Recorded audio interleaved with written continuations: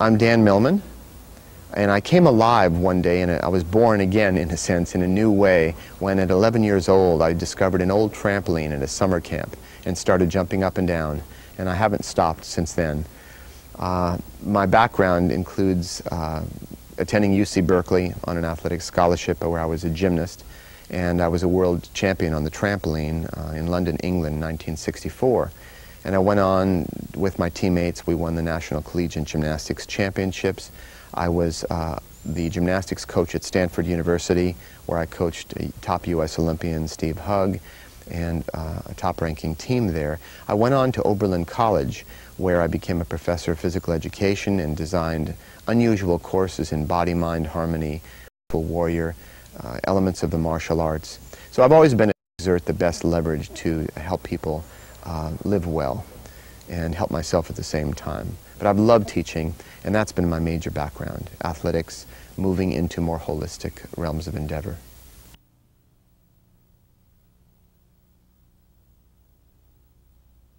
Defining spirituality is like trying to define love, a very tricky term. I used to think I had an idea what spirituality was about. I thought it was somewhere else, somewhere more subtle, more refined than this world.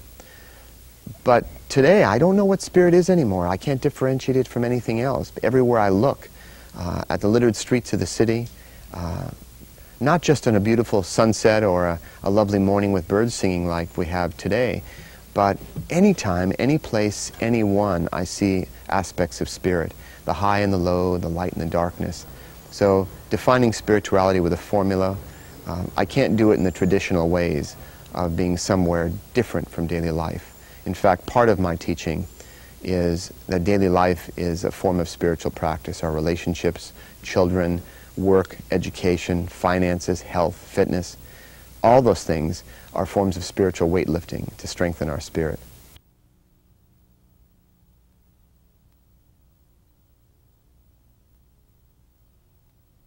So many speakers have used the phrase that we are not human beings endeavoring to become spiritual or having a spiritual experience. We are spirits having a human experience. That's been said many different ways.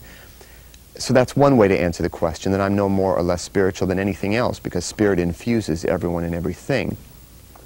But in a sense of awakening to a more spiritual reality, that I can answer with a short story. There was a man who was seeking spirit. He was seeking happiness, an inspiration, and he looked everywhere, and he found out a lot of things could make him happy, but nothing seemed to last. And one day near the end of his life, he climbed a sacred mountain and stood at the top and reached up to the heavens and said, "Fill me full of light." And he waited, and the heavens parted, and a voice thundered down, "I'm always filling you, but you keep leaking." And maybe that's the human condition, that we have these leaks.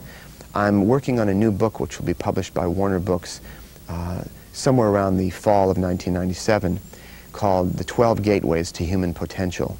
And that's going to clarify the specific ways that we can free our attention, where it's been imprisoned, to start to notice spirit all around us. It's not as if the weather person says one morning there's 20% chance of rain and 30% spirit out. Spirit is always here. The sense of inspiration all of us have felt at one time or another in our life, but we don't notice it. As one sage once said, there's God, then there's not paying attention.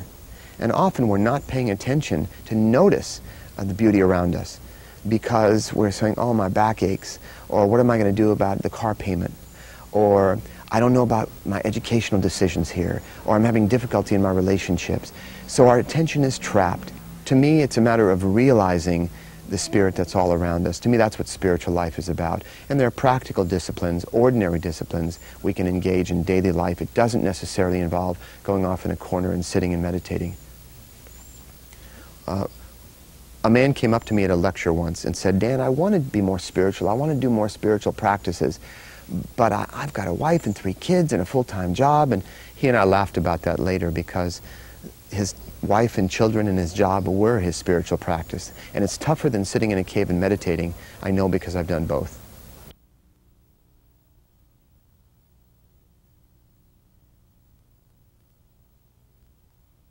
It's been said that we can only live life forwards, but only understand it backwards. So looking back, let's say in retrospect, When I was a young boy, I wondered, what are the rules here? How does this place work? I noticed many people around me seemed confused and unhappy, and I was trying to figure out the world, and I was trying to figure out some principles or wise sayings, aphorisms. It's become a hobby of mine, collecting sayings from around the world. I'm going to do a future book on that too.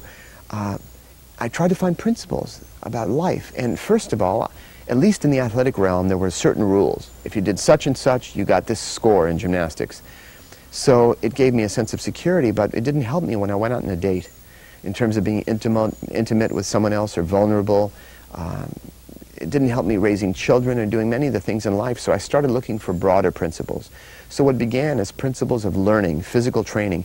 In my book, The Inner Athlete, I write down those principles, how people can learn more effectively and link up what they're learning in sport to their daily life, looking at the bigger picture of sport and its meaning and purpose. So it started out in the realm of sport, but then the principles got broader and broader, and they became what I would call spiritual laws or natural laws, universal laws. And in my latest book, The Laws of Spirit, I go into that. I tell a parable. As I go for a walk in the hills near my house, I meet an ageless woman sage who teaches me through the natural world about these laws of spirit. And it's a parable that conveys principles that make life work better. So that's where I shifted from sport into the broader arena of daily life.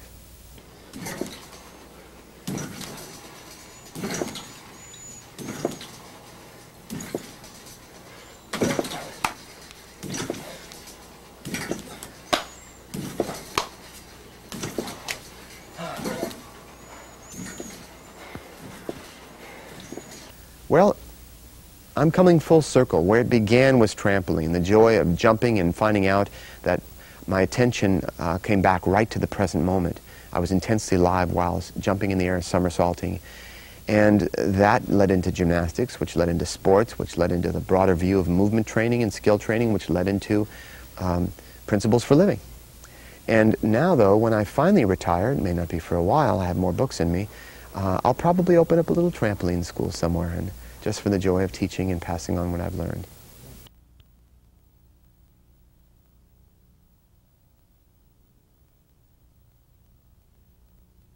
Yes, the mind, emotions, and body can seem to come together in one instant. In reality, they've never left one another.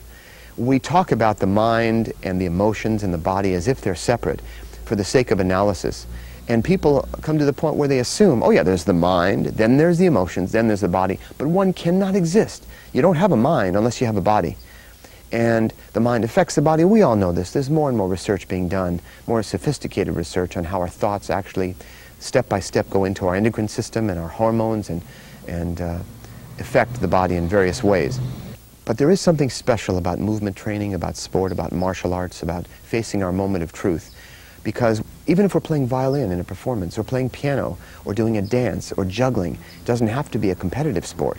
But in that moment of silence, that moment of truth, we do have to work as a whole, and we engage the best parts of our attention, our feeling and motivation, and our physical skill.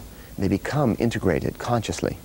Whereas if you're studying history in school, you do have to have a moderately healthy body. If you're exhausted or in pain, it's harder to concentrate. But we primarily focus on the mind. That's what academic institutions do. Whereas the Greek traditions, of course, Plato, Socrates, the healthy mind and the healthy body, they recognize that life is about all these things because a chain breaks at its weakest link, and so do we. And we can be very intelligent, but if the body's our weak link, that's where we're going to break. So there's a view toward life that we have to look at those weak links and strengthen those to become fully human. And that's what the most recent book that's coming out soon, The 12 Gateways to Human Potential, is about. It likens life to a game of Chinese checkers. You have to get all the marbles across the board to complete the game. And there are, as it happens, there are 12 marbles.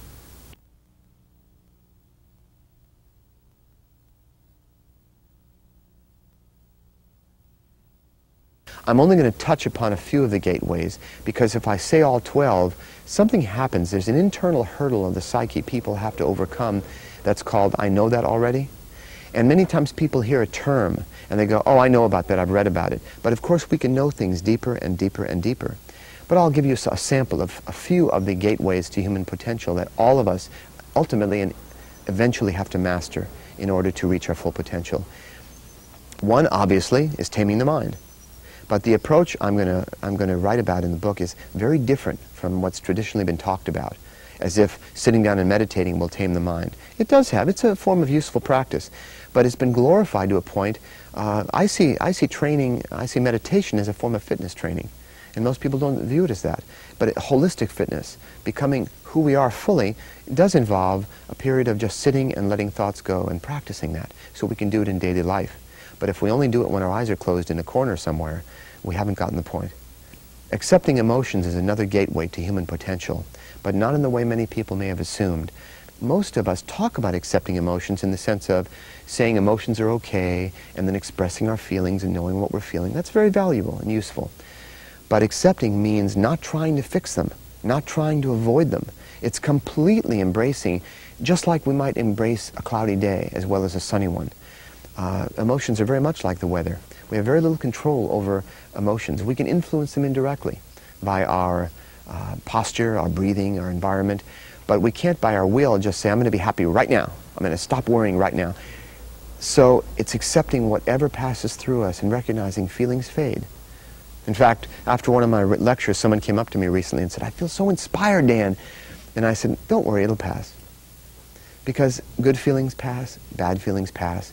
If we accept that, we let them come and we still do whatever we need to do in the moment. So that's a little, kind of a gist of what I'm going to be writing about in accepting emotions. Those are two of the gateways. And there may be some other gateways that will surprise people. Dealing with money, for example, as a spiritual discipline.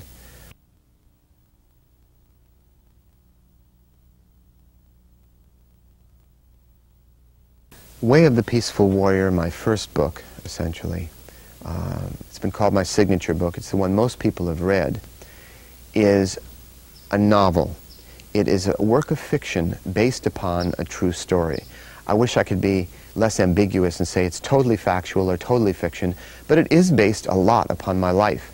I did meet an unusual, enigmatic, wise old man I called Socrates in a gas station about 3 in the morning in Berkeley. But there are fictional elements in it for the sake of the story. So I won't go into all the parts that are true. I do have a website people can search for under Peaceful Warrior, and it's just www.danmillman.com if someone wants to look up the website.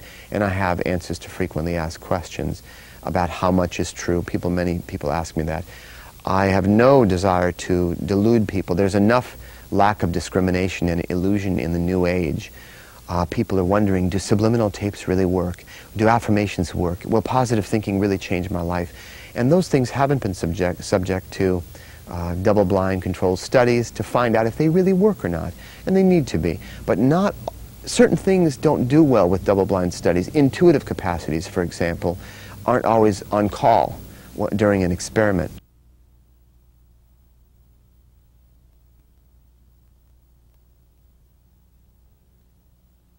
Relating to the question of did my life change in one dramatic or two dramatic moments with the old man I called Socrates in the gas station, I would say it's a natural question because many people would like to have one dramatic event, being touched in the forehead by a spiritual master, or have some event happen in their life where suddenly they see the light and that's it, no problems after that. I think having it all together is like trying to eat once and for all. I see illumination or awakening it more as like turning a dimmer switch up slowly on a light rather than turning a light switch on all of a sudden. Life is a series of moments, that's what I've observed. And some moments are more illumined and some less illumined in my own case. I can't speak of other people's practice. But the images we have of permanently enlightened masters, I've known enough of those people to know that there are moments they do not act illumined at all. So it's more realistic to say we have more illumined moments over time. And so it was not one moment in a gas station or just with the old man I called Socrates where I began to awaken. I believe our life is a school and daily life is the classroom, and our awakening happens over time. There may be certain intense moments where we learn a lot. Difficulties in relationship, a bankruptcy, a divorce are sometimes pleasant, sometimes not pleasant, but they shake us up. In the sense of giving us new reference points, expanding our vision. And that's how it's happened to me, facing the challenges of daily life, becoming more responsible over time, and seeing the bigger picture of life. And that's what I endeavor to do in my writings and my lectures, to remind people of what they already know but might have forgotten.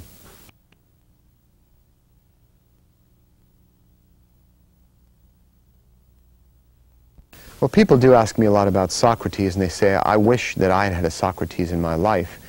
That's why I emphasize to people that our Socrates is all around. You know, we've in my second book, Sacred Journey of the Peaceful Warrior, Mama Chia, I had a woman teacher, a kahuna, a Hawaiian shaman in that story, and she said, many people have heard the saying, when the student is ready, the teacher appears.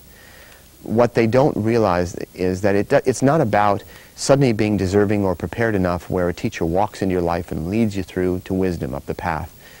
It's more when the student is truly ready, the teacher appears everywhere. Everywhere. In our friends, our adversaries, our kids, our students, trees blowing in the wind, clouds passing overhead, we can learn lessons from all those things.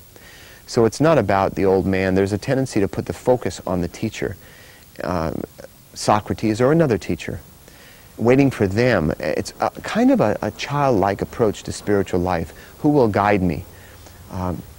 People do the same thing with me sometimes, and I diffuse that very quickly. Sometimes people want to have their picture taken with me, and I'm a pretty accommodating guy, but not with pictures, because it's about mistaking the wrapping for the gift. It's not about me. If I hear a radio station that I really like, I love the music or whatever talk is going on, I don't worship the radio. It's just a radio. It's the programming, it's the material, it's the wisdom. It's not who it's coming through. So I don't make a big deal about Socrates. He became the spokesman for what I had to say that I've learned from a number of teachers in my life. Not all of them played the role of teacher. Some were my wise wife, Joy, and my children. I've learned a lot from them, and other people I meet every day.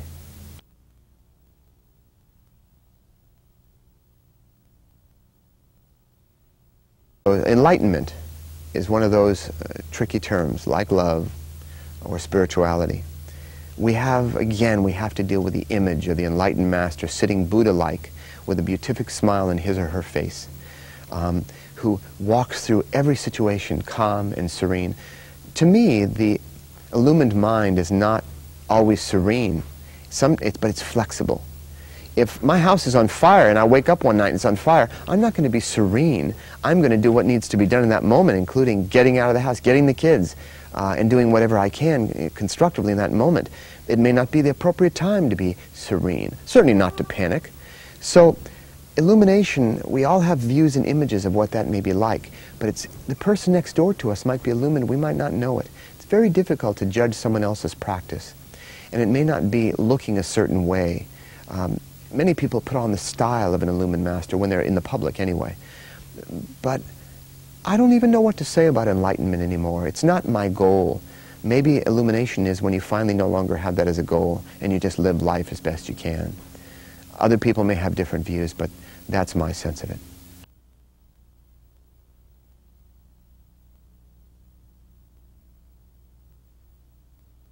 On the question of money and money versus spirit and commercialization,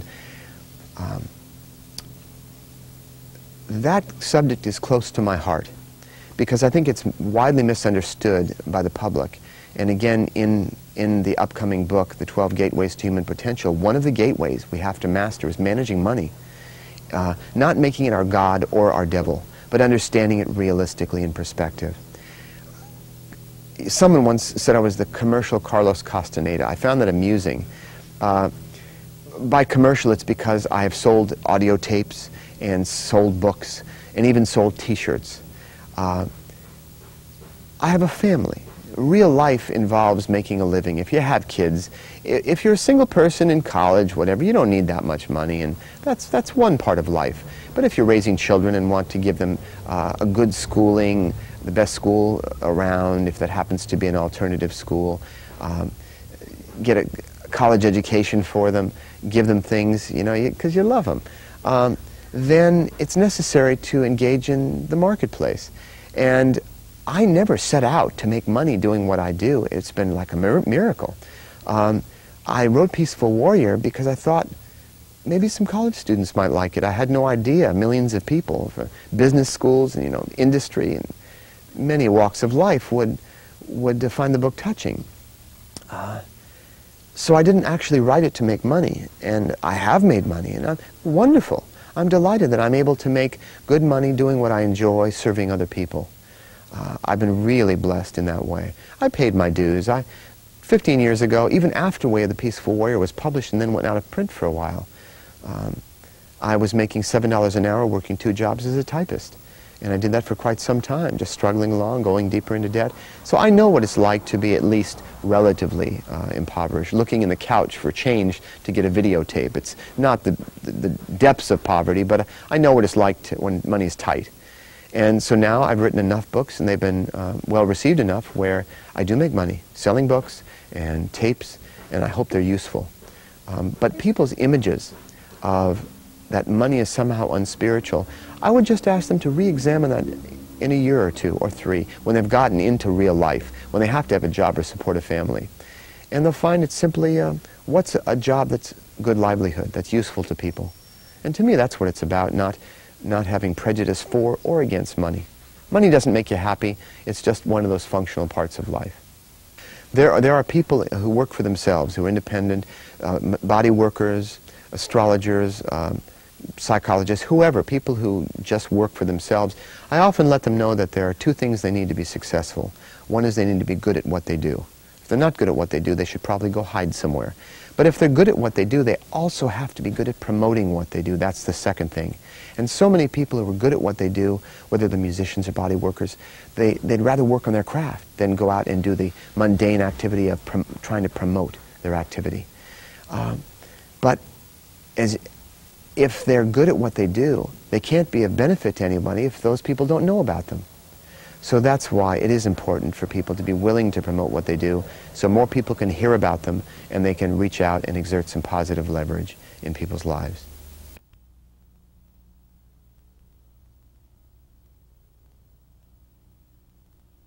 Inherent in the idea of religion is the concept of belief. When people speak of religion, they often say religious belief. And there are many different beliefs about God, approaches to God, and religious life, different traditions and practices. I've found that there are 2 kinds of beliefs, conscious beliefs and unconscious beliefs. Conscious beliefs are simply those we recognize as beliefs. We go, I believe this, or this is true for me. It may not be for you. Unconscious beliefs are the very core and source of fundamentalism. And I don't just mean religious fundamentalism, I mean cooking school fundamentalism, any kind that says, my approach, my way is correct, it is truth, with a capital T. Yours is incorrect because it differs from my way. People who have this approach, this fundamentalist approach to life, whether it's their religion or not, this is not casting aspersion on religion, because many people are very, very tolerant, open-minded, saying this religion works for me, yours may be different, it may be wonderful for you. But fundamentalists say, I know the truth. And that's why they can tend to be more fanatical. And they support themselves with their own beliefs. It's true because it's true in the sacred book, and it must be true. I think we're going to be seeing the death of fundamentalism, not in a negative way, but as it passes on into a different level of understanding, where people are more tolerant of one another's beliefs. The age of Aquarius is not all having one world, one government, one belief, one religion. It's about complete embracing all the religions. So if people ask me, if one person says, what's your religion? I go, I'm a Christian. If they say, someone else asks me, I'm a Jew. If someone else asks me, I'm a Sufi, I'm a Buddhist. I would hope truly to say I'm all those religions, because I embrace the heart of all religions, which is about direct, tacit realization and understanding and contact and love of the spiritual reality that lives and breathes us. And I like the term spiritual because it encompasses all religions, that approach to life that is looking at the bigger picture, that there's got to be more to life than just the news, weather, and sports, more than just growing up, getting educated, getting married, making as much money as you can, going on vacations, having kids, retiring and dying. That's just a more sophisticated animalistic existence. And I would hope that life is more than that, because even though that can be very interesting, there must be a bigger picture. Anybody who's looked up at the starry sky at night or seen a flower blossoming and the miracle of how life works here, there's got to be something more. And we've all felt that in dreams, in moments in our life of inspiration, that there's a reality that underlies and transcends everyday life. There's a depth there. And that's what I think spirituality is about, the essence of spirituality.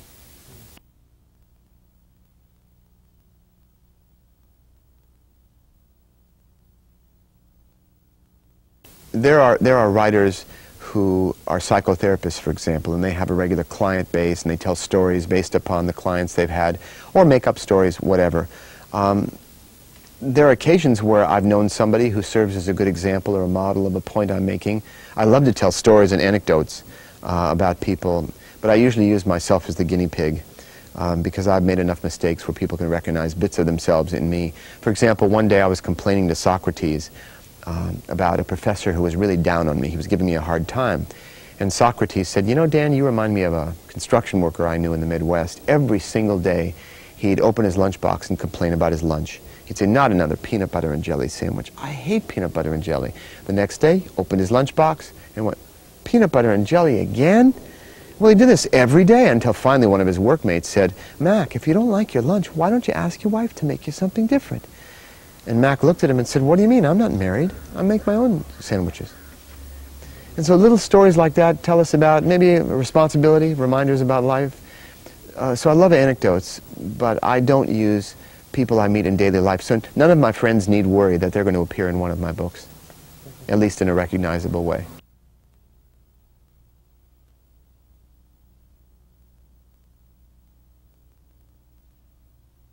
If someone asked me what books I recommend or what teachers I recommend, I remind them that I'm not here for people to trust me. I'm here to help people trust themselves. It's a sacred process, even choosing a book in a bookstore. When someone walks into a bookstore, any of us have had this experience. We just walk by some books because we've already been there. Other books we don't pick up because we almost can't see them because we're not there yet. We're not ready yet for them. And certain books, we find the right book at the right time, and it's almost magic. It seems so. It's a sacred process choosing a book. So when I recommend someone check out a book, I don't recommend they read it.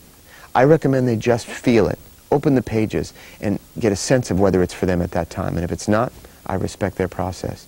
People ask me about martial arts teachers sometimes. What martial art should I take?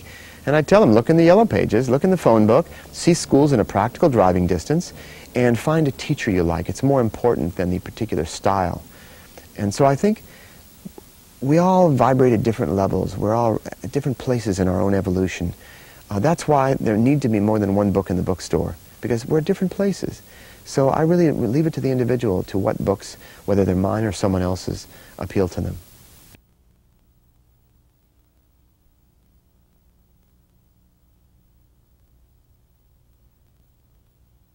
Terms like the soul and life after death and so on, these are concepts that I believe each one of us should come to our own conclusions. I happen to live on the basis that I chose before I was born that my soul, my spirit, my subconscious, whatever term you want to use, and they all mean different things. I define them in some of my books in a way that I think is pretty clear, that I chose everything that ever is going to happen to me this lifetime. Good things, bad things, I chose them for my highest good and learning. Now, if someone said, is that true? I'd go, I don't know. But I'm living on the basis of that. That's what faith is to me. That everything that happens to us, it's the courage to live on the basis that everything that happens is for our highest good and learning. And again, I don't know if that's correct in some factual cosmic sense. But if I live that way, I don't feel like a victim. It's like, well, if I chose this on some level, then I might as well make the best of it. So do I believe in reincarnation? Well, something like that. I live on that basis because life makes more sense that way than just working hard, learning all we can, and then snuffing it all out goes back to zero. If there is in some sense some bit of consciousness that transfers and another soul, another embodiment, same soul, another embodiment, takes that on, it makes more sense. It makes life more meaningful to me. So I choose to believe that. But I would not go to battle with someone over what is ultimately true and not. I'm focused on the present moment, managing things, handling what's in front of me. It's fun to talk about philosophies and abstractions and concepts, but the question that always comes before me is what needs doing right now?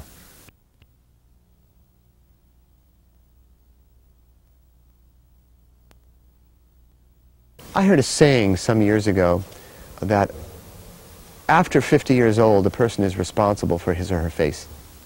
I don't mean just their face, their whole body, but I think the saying meant that we all are born with tendencies. We have genetic tendencies. Maybe our parents lived a long time. Maybe they looked young. I think we give too much weight to genetics because that's a way to take no responsibility for our life. Well, my parents lived a long time, I probably will. But I think it stands to reason that if somebody's parents lived a long time, but they never exercise, smoke heavily, drink a lot, eat junk food, and don't move around and are stressed out, then they may not live as long as their parents did. Whereas someone whose parents didn't live a long time, if they take good care of themselves, it at least increases the likelihood they'll live a longer time. So there are many tendencies in our lives. How long we live, what our body type is, our health, and so on. But there are simple, basic things we can do. We can integrate into our lifestyle. Right eating as well as we can, eating more of what is good for us and less of what isn't good for us. Not any puritanical regimen. I'm not a Puritan. A Puritan has been defined as someone who stays up late at night worrying that somewhere, somebody is having a good time. I'm not a Puritan or a hedonist. There's a balance somewhere in there. But I do eat well. I happen to be a vegan. I don't eat meat or fish or chicken or dairy products. I haven't eaten dairy products in about 8-9 years. I haven't eaten meat for 35 years. My daughters haven't either, not because we force them, but they just started out not doing that and decided not to. And we're all quite a healthy family, all of us. The kids are straight A's in school, and they're both, athletic and very fit. And so I think diet has a lot to do with it. We know that. Not a perfect diet, but basically a moderate diet that evolves over time. Exercise has a lot to do with it. One nutritional expert once said that it's better to eat a standard American diet, abbreviated SAD, S-A-D, of junk food and exercise regularly than eat pure natural organic foods and never exercise. I think exercise is very important. Also, sense of humor, I think, is quite important. All those things help the immune system. Germs are in the air all the time. How come we get sick sometime and not others? Has a lot to do with our immune system. And of course, many people know this today. And I don't think it's about positive thinking. I don't think that's realistic to think we can go around all day thinking positively. Very few of us would raise our hand if I said, "Are you positive all day?" Because sometimes we're positive, sometimes we're not. People sometimes say to me, "Dan, you're a real nice guy." And I go, "Yeah, some of the time." I think some of the time we're this and some of the time we're that. All we can do is to increase those moments that we have a positive approach to life and are kind and are aware.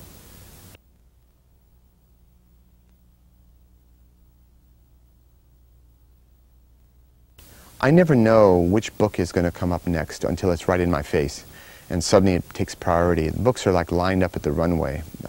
I'll eventually stop. When I have nothing else to say, I will have the good grace to stop writing.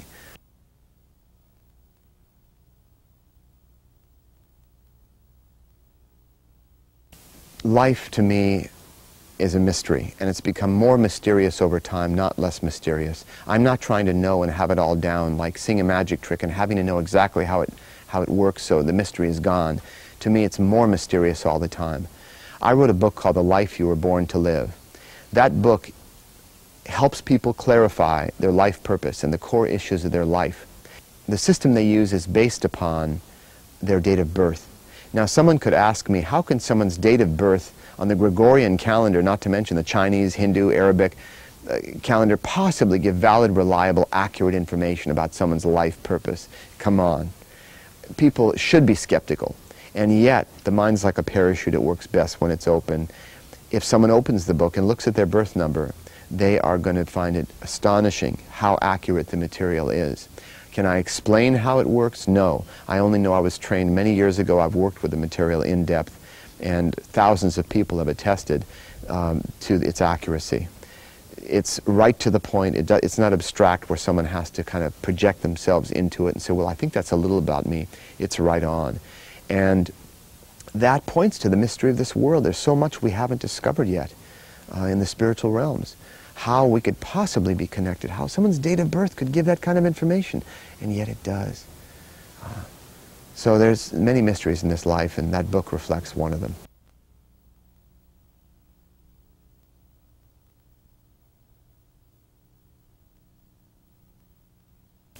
Ancient cultures almost universally had shamanistic elements. The earth, the sky, the elements life was a mystery, and they lived close to the earth. They lived in contact with the coldness of the air, and they didn't have the buffers and hedges we have today to insulate ourselves and stay comfortable.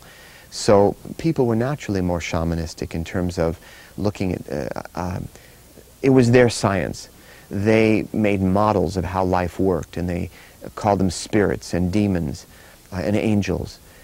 And we have more sophisticated terms, perhaps, that aren't really more sophisticated at all. We have our scientific culture. Science is a great leap ahead for humanity. It took us out of the dark ages of superstition. But science itself, with some people, has become a religion. That if we don't know about it our way, if we can't measure it, observe it, and test it, it doesn't exist. So that's the limit of science. There are different ways of knowing things. Mystics want to know what the laws of the universe are. Scientists do as well. And at the furthest reaches of science, in physics and other areas of science, it's touching upon areas of spirituality.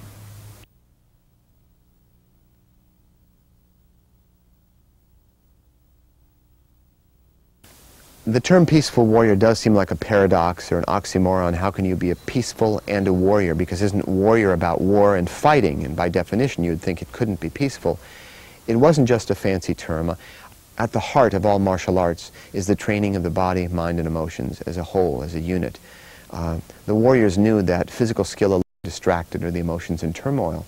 So they had to train the entire being to face that moment of truth, of life and death. But it wasn't just about fighting. So I said, it's not warrior exactly, it's peaceful warrior. Inside, it's not about fighting in the world, it's about dealing with our adversaries of fear and insecurity, self-doubt. That's where the real battle is. When we emerge victorious in that battle and learn how to master ourselves, the world changes around us. So that's why I call it the way of the peaceful warrior. There have been many great warriors in history, grounded, committed, strong, admirable, and yet not many of them had a peaceful heart. And there have been many peacemakers in history, nourishing, supportive, caring, but not too many of them have had a warrior spirit. So the way of the peaceful warrior is about the way of daily life, combining warrior spirit with a peaceful heart.